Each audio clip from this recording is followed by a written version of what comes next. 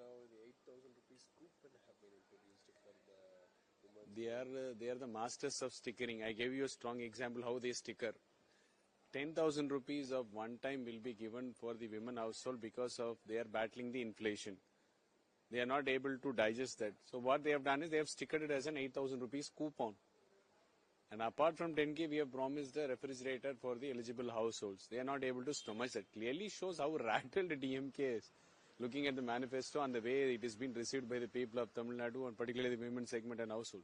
The age funds have also been increased from 1,000 to 2,000, 2,200, 2,500. Even old pension schemes will be introduced. That kind of aspect also been given by DMK manifestos. 2K per household for women is our manifesto promise. That is copied. Old age pension increase to 2K is our manifesto promise. That again is copied. You tell me one point which they have not copied.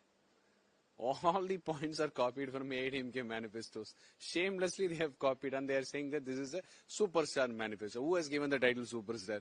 They themselves are saying their manifesto is a superstar manifesto. Instead they should have said superstar manifesto is AIDMK's manifesto. So what do you think about the election manifesto of Vijay's TVK's party today when introduced and candidates also to for 234 constituencies? Not sure about TVK's manifesto on poll promises though, but at the same time, all I can say is DMK has failed to address the problems that the society faces.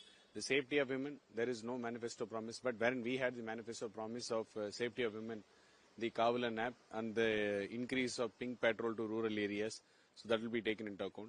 There will be a drug squad which will report directly to the Chief Minister on the curtailing the drug menace in the state, which is leading to the safety of women and children. So these kinds of issues where the people, common man faces has been addressed in our manifesto, unlike in DMK, it's not there. So I'm not sure about TVK's manifestos as well. But that shows the lack of confidence of Mr. Vijay. So if the leader himself is questioning his victory, how can he ensure the victory of others and his party? So this would be seen as a sign of weakness, sign of lack of confidence and weakness. So anyways, good luck to Mr. Vijay.